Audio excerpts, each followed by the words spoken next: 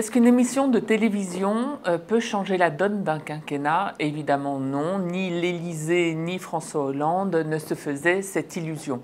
En revanche, est-ce que ça peut éviter que le quinquennat soit fini, que la page soit tournée, que les Français zappent François Hollande? C'était ça l'objectif. À mi-mandat, le président de la République voulait montrer que le pays se réforme encore et qu'il a la capacité, même s'il a moins de popularité comme il l'a reconnu lui-même, il a au moins la détermination de le faire.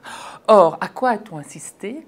Eh bien, à un incroyable décalage entre ses intentions et les faits. L'Élysée voulait montrer le vrai François Hollande, capable d'empathie, à l'écoute, et en fait il est resté très verrouillé, incapable de fendre l'armure. Il a fait des traits d'humour, mais un peu comme dans une fuite.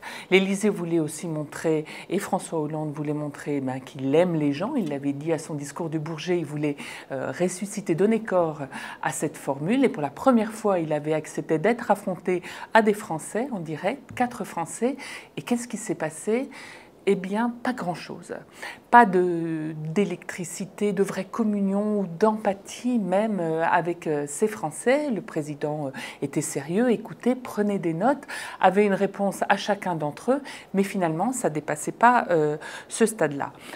Sur le fond, il voulait montrer que le pays était bourré de ressources et qu'il allait encore et encore le réformer, qu'il voulait le libérer de ses énergies et le tourner vers l'avenir. Et de fait, il a beaucoup parlé de transition énergétique, c'est assez neuf chez lui, de numérique à l'école, tout ça est moderne, tourné vers l'avenir.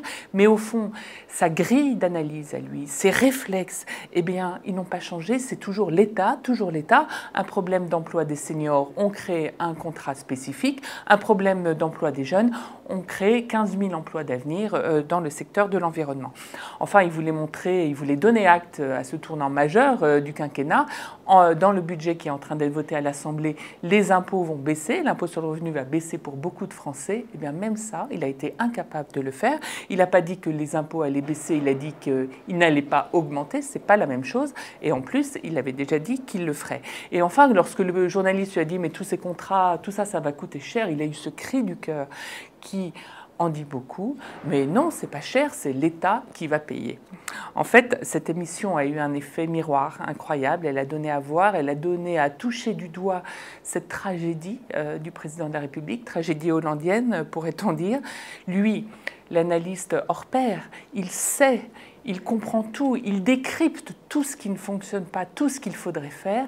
Et en fait, cette absence de résultats, cette absence de popularité l'empêche totalement d'y répondre.